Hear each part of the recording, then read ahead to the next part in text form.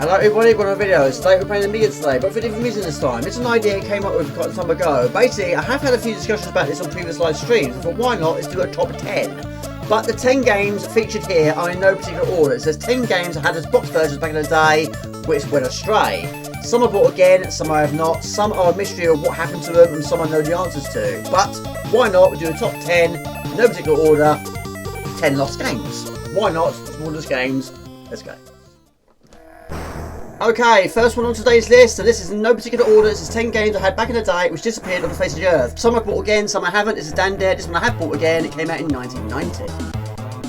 Okay, so the game is Dan Dare 3, a side-scrolling shooter action video game released in 1990 and published by Virgin Mastertronic, released for Amiga, Atari ST, 64 Spectrum, and the Amstrad CPC. The game itself is absolutely superb. I love it. However, I've never finished it before. The furthest I've reached is level 4.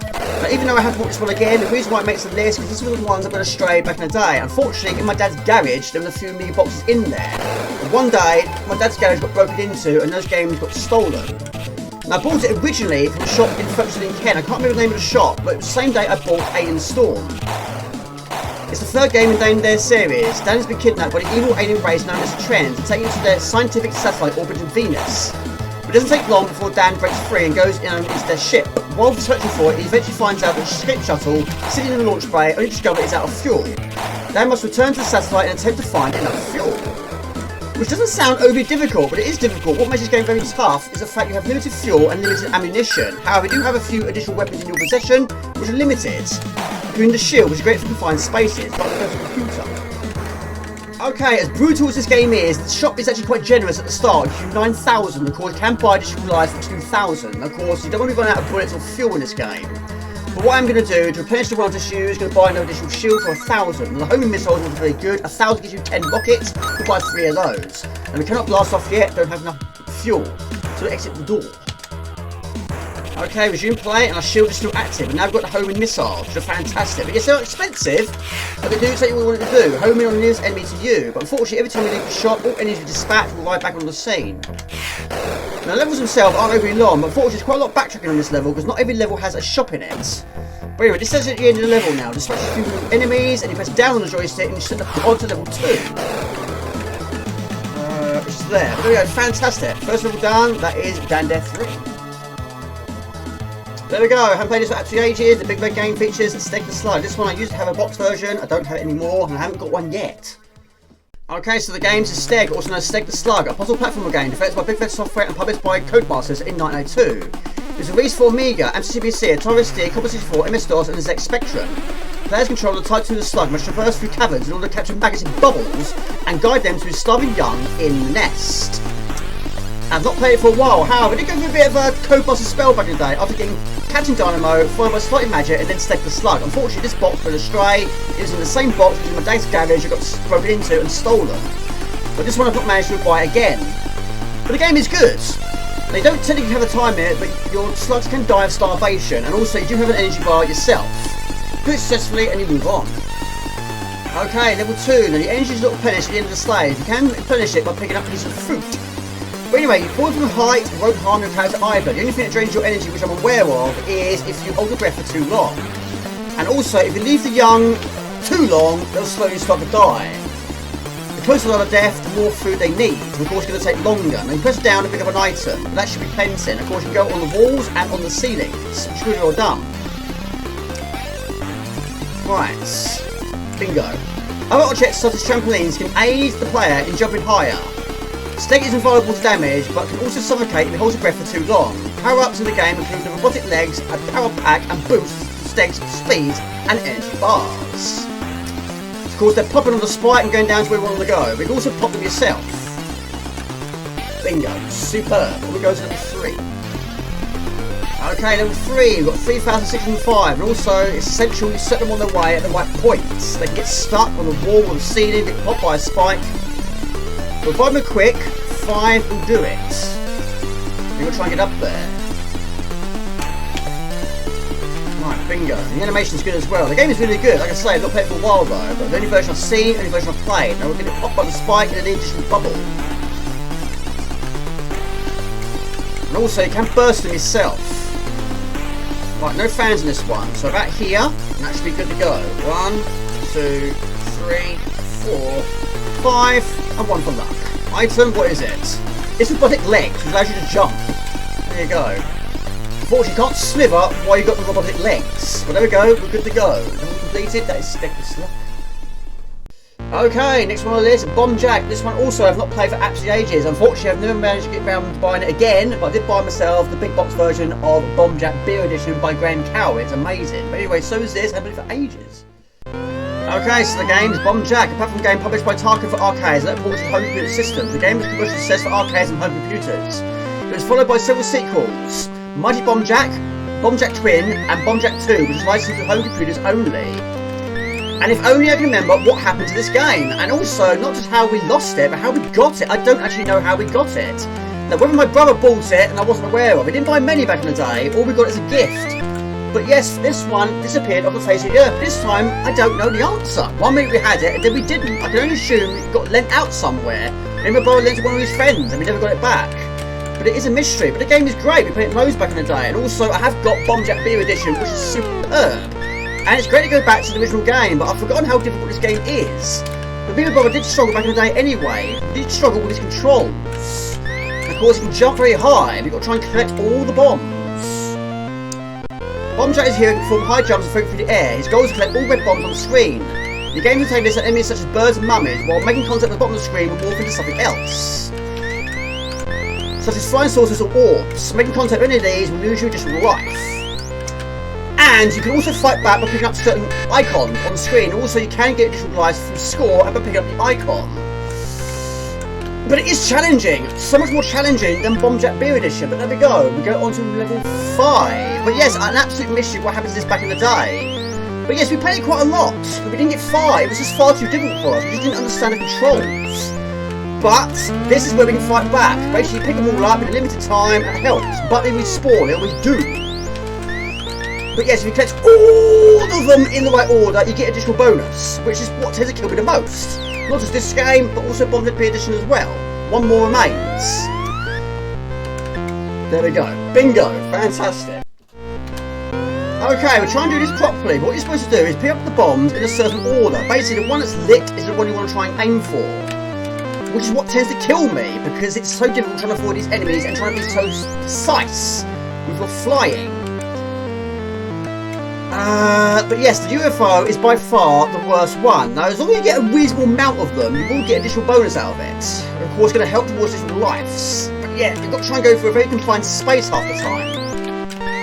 Right, now we go over to the right-hand side. But yes, the UFO is the worst. Right, it's my time to fight back. Right, how that's very fast as well. Right. Up there. I got one of them in the wrong order, but we should be okay. Right, so there we go. I think we've got one. We've got 22 firebombs. Gives you just a bonus. So then you're thrown back in the mix immediately. Okay, we go again, but we'll do it properly. Go for 100% this time. The trouble is where's the best place to start? I don't know what is the best place to start, but yes, basically it's random every time, I think. I mean, that will help. That will stall them. Right, my turn. So, use this time wisely. So, go up the top there. If you kill them, they're going to be respawning immediately. Probably get some additional points from that. Then we'll go again. So there. Down, there. Bingo. There we go. We've got one better that time. We've got 23 firebombs. Well done, you've got 23. That's the maximum.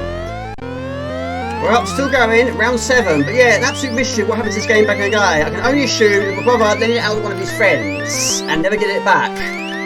But yes, it was either that or we went down the charity shop, which I very much doubt. My parents were that mean, would not have sold it at a boot fair either. It's the only thing I can think of. But yeah, it was a mystery how we got it, a mystery how we lost it. But when we had it, we played it loads. But yeah, we never really got anywhere in this game. It's really difficult to get used to the controls. Right, round 8. Last one, we'll move on to the next one.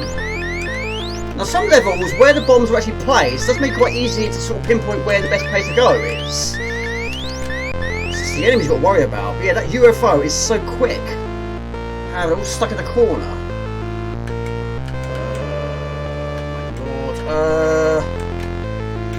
We need to get up. Bingo! There we go, Superb Bomb Jack. Okay, we arrive at number 4 on the list. This one I have managed to buy again. This is one we had back in the day. This is Kickoff 2. Okay, England versus Sweden. England won the toss, up pitch or down pitch. Okay, so the game is Kickoff 2, released in 1990, and the sequel to Kickoff. The game introduced a number of new features as well as several small alterations. The game was developed by Dan O'Dini and was published by Anko Software. And it's a really good game as well, but yeah, the story of this one is quite similar to the story of the last one. It was a mystery of how we got it, and it was a mystery of what happened to it. But one thing that I know for absolute certainty is me and my brother did not buy it, because during the time of getting this game, both me and my brother were not really into football. In fact, my brother never really got into football at all, really. I never really sort of got into sport until my time at high school. By that time, I was playing games like Wembley System Soccer, or Sensible World of Soccer, or Sensible Soccer, which I still think to this day is the greatest football game of all time. But anyway, this is good. I do like it. It's much fast paced, of course, being a bird's eye view, and the ball does move around quite realistically, but also quite fast paced at the same time.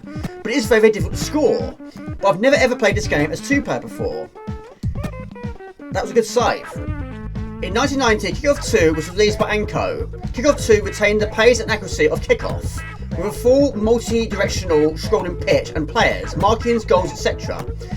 In correct proportions, both teams play the game strictly according to the tactics. Players move into position to receive passes and gain possession. The ball is in the game, travels ahead of the player. Whatever happened there, I didn't see it.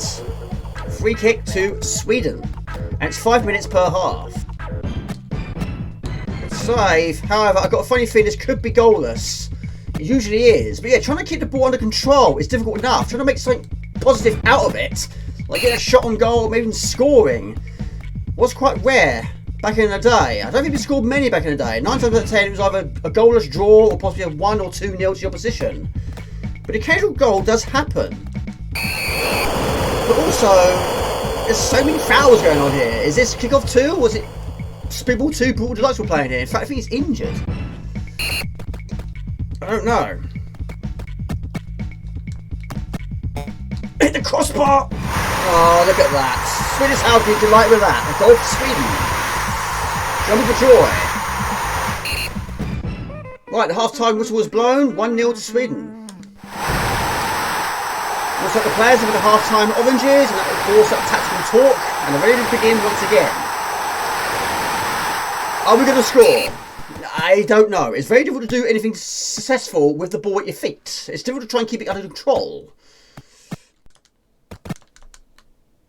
Well, we've got a shot on target. But anyway, we have 1 minute left and it's still 1-0 to Sweden. And yes, I'm getting the occasional shot, but not all of them are hitting their target. But it's difficult to try and keep the ball under control, let alone do something successful with it. But anyway, it's probably not likely to change. Right, goal kick. That's probably it now, I expect. It's going to be 1-0. There you go. A win for Sweden, a loss for England. But there you go, it's a fantasy game. I've never really sort of got very far with this game. I've always struggled with the game. But great to own it now, but the mystery still remains back in the day. But there you go, that is... Okay, next one on the list, Teenage Mutant Hero Turtles. No box. I used to, not anymore. Okay, so the game is Teenage Mutant Hero Turtles, a 1989 side-scrolling action platform video game originally released for the NES, released by Konami. Alongside the arcade game, it's one of the first video games based on the 1987 animated series. The game has sold more than 4 million cartridges worldwide. And this has got a bit of an unusual story really, because this one was basically bought by mistake. Now, having played the arcade game loads with my brother, I then found out it was actually on the Amiga. And I saw it in the shop. It was a shop called Computer World in Maidstone and Kent at the time, bought loads of video games from there. And I saw it, and I didn't even look at the back of the box. I just bought it with my own money. Got home and then realised it wasn't the game I was expecting, it was this. Which took me completely utterly by surprise, because I'd never actually seen or heard of the NES version before. So basically, I made a bit of a boo-boo there. So yes, I spent some money on a game I wasn't expected to buy. So that resulted in me then having to save up to get the game I wanted to buy, which is the arcade version. The game was ported to various home computer platforms in 1990. Konami, under the Ultra Games label, released DOS, CD4 and Amiga versions in North America, while the game was licensed to Microsoft's ImageWorks label for the European market, where DOS, CD4, Amiga, ZX Spectrum, Atari ST and MSX versions were released.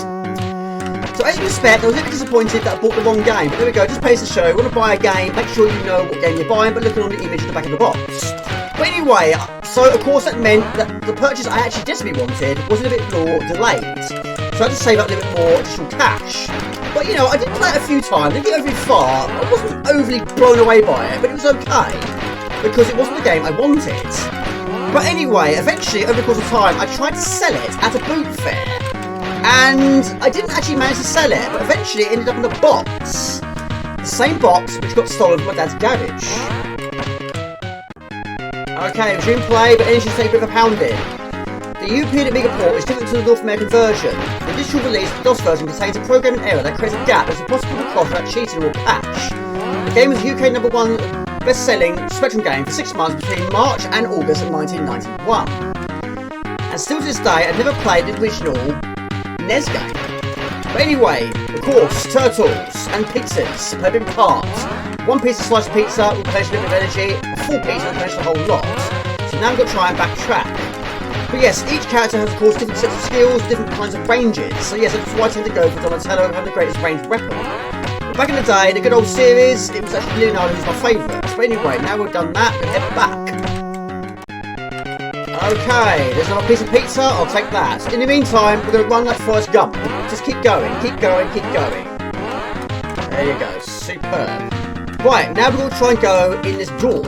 Also keep the foot soldiers at bay. Right, at the end of this will be a confrontation, and then we'll move on to the game I was actually trying to get back in the day, which is the arcade version, which I got about 3 or 4 weeks later after saving up. Right, again, just keep going quickly, there we go. There's Rocksteady, I'm just going to keep tapping the button and hopefully bring for the best. Hope for the best, what I meant to say. There is April O'Neil. Always getting captured, isn't she? There we go, superb. So there we go, just rescue April O'Neil. Bombs are set in the lake, find the entrance, you have my support. But the game did grow on me, I wasn't sure at first, of course I was disappointed to buy in the wrong game. But eventually, when it was starting to grow on me, the game went astray because it got stolen. But eventually I saved up and got the game I wanted. The game's not bad, I haven't played it for a while, but it should run a little bit slower than that. But that's Teenage Mutant Hero Turtles. Okay, which brings up this bad boy. Copyright 1991 by Konami, it's Teenage Mutant Hero Turtles. The one I wanted originally. Okay, who are we going to pick? No surprise really, it will be Donatello. Okay, so the game is Teenage Mutant Hero Turtles, 1989 beat-em-up arcade video game released by Konami, based on the animated series which began airing 2 years earlier. In the game, up to 4 players control the turtles, fighting off enemies including Shredder, Krang, and the Foot Clan. And of course, it took me 2 attempts to get it right. This is what we got. This was the Amiga version, which of course didn't score overly highly. And yes, there was a little bit of disappointment from my side, but I suppose it's the closest thing I got to the real deal. But yes, it could have been so much better. But yes, on this one, you only have a maximum of 2 players, which I've never played as 2-player before. And also, you only have a maximum of 3 continues. Not a lot of music. The only music you get is in the title screen, which I include for this video, which is done by Jerome Tell. But yes, I have played it quite a bit back in the day, but I've never actually managed to finish the game. I don't actually know if all levels are present on this version. Probably not. But it's okay. You know, it's all we're going to say. It's okay. Computer ports of the arcade game were released by Imageworks and ported by Probe Software in 1991 for the ZX Spectrum, Amiga, Amstrad CPC, Atari ST, MS-DOS and the Commodore 64. The title changed to Teenage Mutant Hero Turtles, the coin-op in European version, reflecting the censorship in the 1987 TV series in certain regions at the time. They don't have many additional skills, of course each turtle has a different weapon, but again, for the second game in a row, I'm using Donatello, which has the longest range weapon.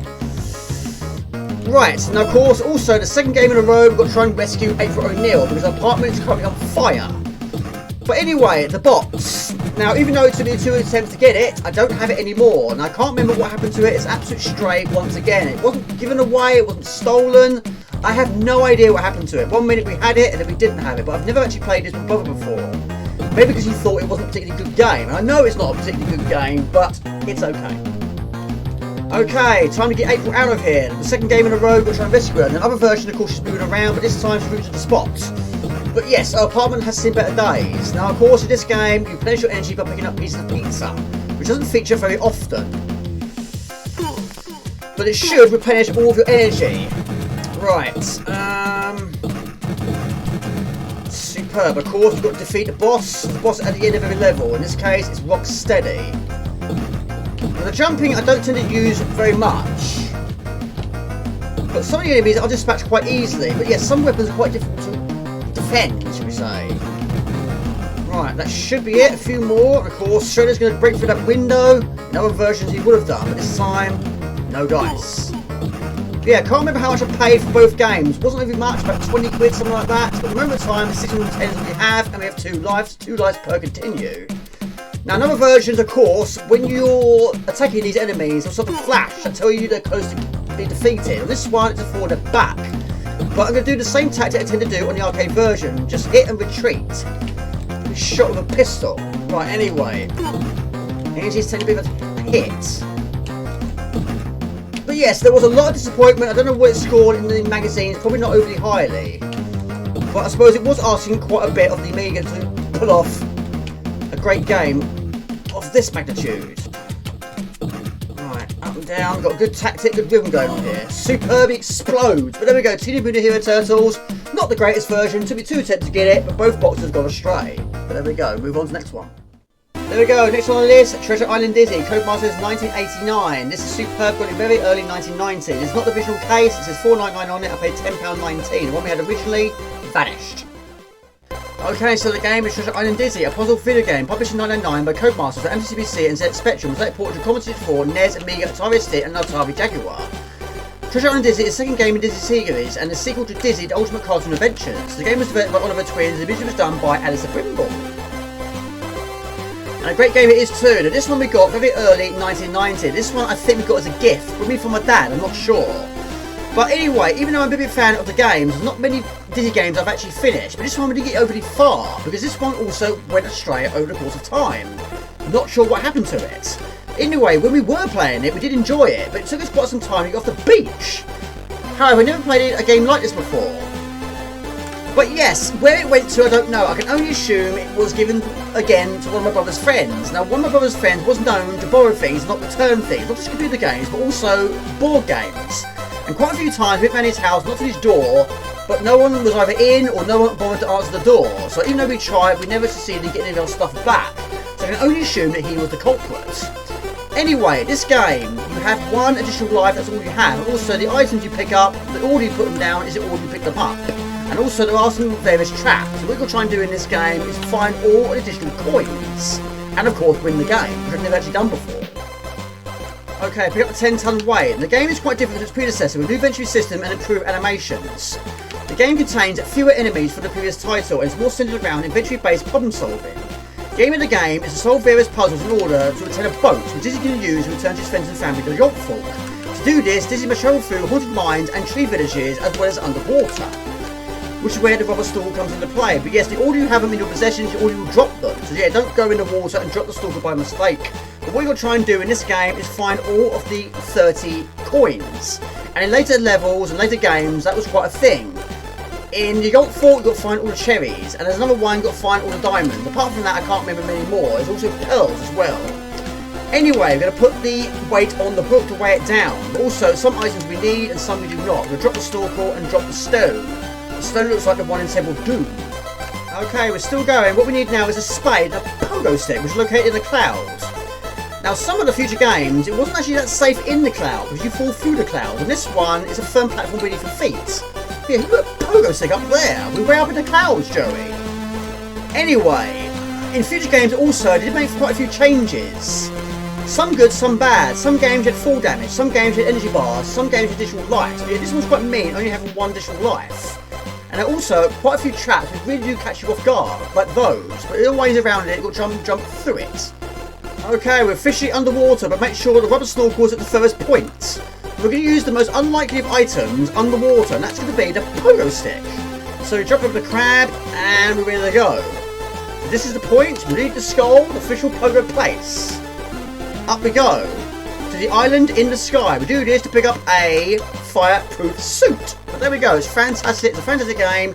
On we go to the next game, that is Treasure Island Dizzy. There we go, next one on the list, again, haven't played it for absolute years, Pro Powerboat Simulator, another one by Codemasters, came out in 1990. Okay, so the game is Pro Powerboat Simulator. I totally forgot about this one, but this one we got pretty much about the same time as Treasure Island Dizzy, maybe even the same day. But another one by Codemasters. Now, I played this quite a bit back in the day, but I never ever managed to get past 1 single track. Now, it's not technically a race, but there is a time limit and you do have an energy gauge. But you've got to try and get to the end of the track without being rammed off the track by these other boats. But of course, you can do the same to them. And also, you do have mines. You press back and fire to drop a mine, but they are limited. Now, over the course of this journey, this tough journey, you can also pick up icons with an F on it, which replenishes some of your fuel. And I think you can also replenish some of your mines. But yes, they're going to be pushing you all over the place. But yes, it's very easy to lose track of this. And also, at some point, you do also have to jump. So it's essential that you are in the right location, but it's blocking my path. Like that. Superb. There's a few of those. Also, the helicopters try and blow you up as well. But yeah, you don't have to go really fast. Just be very careful. You press down to brake and up to accelerate. But also, we're not done with jumps, so risk it for a biscuit. But then crash into the ground. Right, so we respawn here, which is not too far away from the exit. But yeah, quite a good game. I do like it. But yeah, it was very difficult to try and get anywhere back in the day with this one. It's very easy to lose track of what's going on. But there we go, there's the exit. Superb. We end up with a full bonus and 50 seconds remain, which converted into points. But yes, a very difficult game indeed. But yes, the case has disappeared once again. Right, pass through the gates for bonus points. Get ready. This I can handle. This is not too shabby. I don't know if you actually crash into the bollards. I don't know. Yeah, I can handle this. That's not too bad at all. There we go. Fantastic. Well done, player 1. 1,000 bonus. Okay, level 2. Only had a few goes prior to this one, but this one is quite difficult as well, which of course I'd expect nothing more, nothing less. Now, there's a lot of trial and error with these jumps. Sometimes you think it's the right way to go, but then all of a sudden there's an obstacle in your path. Anything from a road, maybe in someone's house. So some of them do lead to dead ends, or worse than that, death. Now on this one, of course, you've got the usual helicopters, but also got police boats and police cars that fire at you. But also, you pick up the icons if you can. You want a decent run up to the jump, which is difficult when they're trying to ram you off the track. You can fire backwards, but you can't really fire forwards. Jump over the road. Now this next one, you jump from either the left or the right. Superb. Right, okay. 4 lives, 12 mines. Fuel is okay at the moment of time.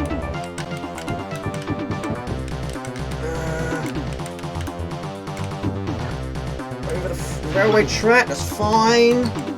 Blow up wherever we can. We've got plenty of ammunition to do it. And also, don't go too fast over the finishing line. Also crash into the pier, which I've also done once already before. Go through the boats, avoid the boats. And there we go, another one bites the dust, put on the brakes, superb, there we go, fuel bonus and time bonus. Okay, bonus run time, pass through the gates, we don't make contact with the bollards. But even these are going to get more and more difficult. But yeah, you don't really sort of get much of a guide, it's just risking it for a biscuit, really. But there we go, fantastic. Also, a little bit of research, it was available for the Commodore 64, Senate Spectrum and CPC, as well as Atari ST and the Amiga. Such a shame though, I don't have the case anymore, but it's fantastic. But there we go, that is Pro Powerboat Simulator. Okay, next one on the list. I haven't played this for about 20-25 years, something like that. In fact, this one I totally forgot about. It took me years to remember what the name of the game was called. But we definitely got it in 1990. This is Power Trip. Okay, so the game is Power Trip, a kart racing game released in arcades by Sega in 1988. Designed and directed by Hugh Suzuki, the game was critical and commercial success upon release in arcades, and was ported to various home computers in Europe by Activision in 1989. Followed by a PC Engine port published in Japan in 1990 and was not released on Sega consoles until Sega Ages on the Sega Saturn in 1998. And yes, this might surprise you that yes, this is also one we had as a box version back in the day, but I think we got it on the same day we got Kickoff 2. And this is the only version I've played, but once again, it's an absolute mystery of what happened to the box. 1 minute we had it, we played it a few times, and then all of a sudden it was gone. Now it wasn't sold, it wasn't stolen. Unless we lent it out to the same person that got it back, I suppose it technically is stolen. But there we go, it's a mystery to this day. But of course, it's not the greatest version, but this is the only version I've played. I've never actually played it on arcade before. But it's okay. But anyway, usually when I play a driving game, I tend to go for an automatic. But of course, this one is a manual. You've got to be 3rd or better. to move on to the next race. There's a bit contact with the trees, but there we go, that is superb. A win for whatever the character's name is, I don't know. But there we go, the levels are quite short. Prize bonus and time bonus. Power Drift is ported to Amiga CPC, Commodore 64, MSX, Amiga, Atari ST, MS-DOS and ZX Spectrum home computers by Activision, released in 1989. The PC Engine version was developed by Copia Systems and published exclusively in Japan by Atomic Ace Entertainment on April 13th, 1990. But this is also a very short track, and of course being a short track and loads of cars on the track, you're going to be overlapping them all the time. You're always going to have cars in your way. But making contact, you don't lose that much time, but it's actually possible to tip over. But you do respawn immediately, so it's not too bad. And the game's not too bad either, but yeah, it's an absolute mystery what happened to it. But yes, we get quite a lot of games in a very short space of time. But the first game I bought with my own money after getting the Batman pack Boxing Day 1999 was January 1990 with Shadow of the Beast, my second favourite game of all time. But yeah, this one is a mystery. What happened to it and how we got it, I just don't know. But it's okay. But yes, I did try it quite a few times, but I pretty much gave up from the start. But he did play the Amiga nowhere near as much as I did. But anyway, we're now approaching the final lap. The ziggy-zaggy bit with other cars on the track is not easy, but it's certainly doable. I don't know how many laps or tracks there are in this game, I have no idea. But there we go, we finished first once again. Prize bonus and time bonus. But there we go, not the greatest version, but we had it back in the day, but the box went astray. But that is Power Drift. Okay, we arrive at the final game of this list. We save the best one for last. This is Jim Power Lost for All 1992. Okay, so the game is Jim Power Mutant Power, apart from video game, the political concept and published from the original for Amiga, Atari ST and Apple CPC, released in 1992. It was also released by Muggle World for the TurboGrafx CD in 1993, exclusively in Japan. A different game containing certain aspects of levels from Jim Power Mutant Power was released in other versions as Jim Power, but Lost Dimensions in 3D. And in 2021, Lego Interactive crowdfunded a re-release of the TurboGrafx CD version, as well as a port to CD32. Just there. Of course, all the games are featured on today's list. Of course, it hurts having those taken away from me. But this one hurt the most. This one hurt a lot. This one took some seriously getting over after great memories playing this game with my friend Danny after school. He had a demo, which is crazy really, because he didn't actually have an Amiga at home. How he ended up with a demo, I don't know. But of course, he knew I had an Amiga, so one day after school, he came around after school, brought the demo around with him, and we both played up to death. We were absolutely blown away by this game. But the demo is basically this level, and this level is actually quite long, and the music is tremendous. Since that day, I saved up my money. It took some time though, about a month or so. It cost about £25, £30, something like that, but I bought it with my own money. I bought the game from a shop in Maidstone in Kent called Computer World. There were so many games on there, and I was absolutely delighted. But it was in that box at my dad's garage. This one also got stolen from me, and I never got it back. And of course now, it's a very expensive game to get hold of. So of course, you can understand, it took some getting over. But yes, finished it many, many times, put it on live stream. But yes, that one hurt the most. I really was devastated. But yes, I have got this one. It's not the same. Okay, boss battle. And of course, in this game, you have a time limit. Even on the boss battle, the bosses come in all different shapes and sizes in this game. This one takes up the entire screen. But it's really well done. Of course, the music by Chris Helsbeck is superb. This game is actually quite generous with lights. Lots of lights, lots of bombs, lots of weapons. Of course, the bomb, you hold the fire button down and let it go. But yes, this game, there was a big box version as well as a medium-sized box version. The one I had was the big box version. But yeah, it ended up in that box and I never saw it again. Maybe one day I get it again, I don't know. They're quite expensive one to get hold of. It's no surprise really. But anyway, defeat the boss, use the bombs if you have to, do the time limit and move on. Superb.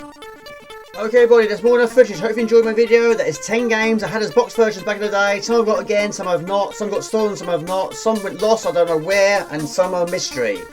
But I hope you enjoyed my video. This is Jamie Wallace Games. Please like and comment. You can find me on most platforms. I've been Wallace Games, find it fairly easy. When I do videos like this, the restaurant places that tapes I've been making and live streams Friday night new time 8 o'clock by a week. So it's easy. Ciao, bye, see ya. Okay, so the game is Dan Dare 3, a side-scrolling action game released in 1990 by Virgin. No, that's wrong as well. Okay, so the game is Dan Dare 3, a side-scrolling shooter action video game released in 1990. Released on Amiga, Atari ST, 64, ZX Spectrum, and Amstrad CPC. Is that right? I think it was actually. Okay, so the game is Dan Dare 3, a side-scrolling shooter action video game released in 1990, published by Virgin Mastertronic. Released on Amiga, Atari ST, Amstrad. Amiga, Atari ST, C64 Spectrum and Amstrad CPC. I got this one originally from a shop in Ashford in Folkestone, Jamie. It's, yeah. Okay, so the game is down there 3, a side-scrolling shooter after video game.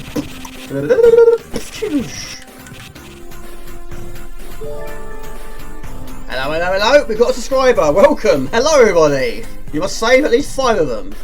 Superb. The game was developed by Oliver Twins, with graphics being designed by Neil Adamson and music by David Whittaker.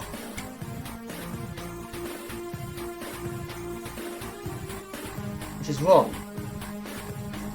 Wrong. It's not David Whittaker. Okay, so the game is Treasure Island Dizzy, a puzzle video game published in 1989 by Codemasters for Atari ST. No. The game was developed by Oliver Twins, with music being done by Alice Brimble. Treasure Island Dizzy was the second game in Dizzy series and the sequel to Treasure Island Dizzy is the second game in Dizzy series and the sequel to Dizzy the Ultimate Cartoon Adventures. You roll like Limp Biscuit. Treasure Island Dizzy is the second game in the Dizzy series and the sequel to Dizzy the Ultimate Cartoon Adventures. You roly-poly person. Get up there. There you go. Okay, so the game is Pro Boat